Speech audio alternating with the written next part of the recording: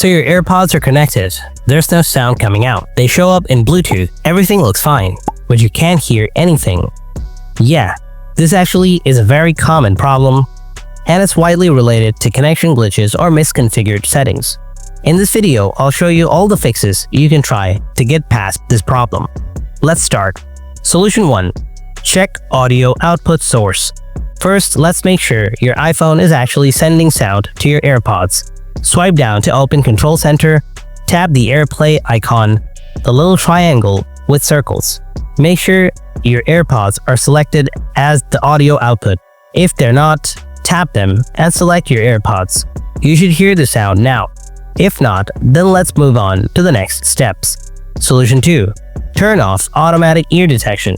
Sometimes auto ear detection can glitch and think you're not wearing the AirPods. Let's try turning it off. Go to Settings, tap Bluetooth, tap the eye icon next to your AirPods. Scroll down a bit and turn off automatic ear detection. Now, play some music and check if the sound is coming through. Solution 3. Check volume and media app settings. It sounds simple, but make sure your volume is up. Press the volume button or open Control Center and check the slider. Turn the volume to full.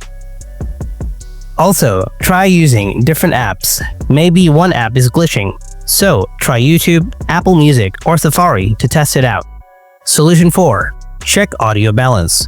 Sometimes the sound is misconfigured in your settings. To check this, open your settings, scroll down, and tap Accessibility.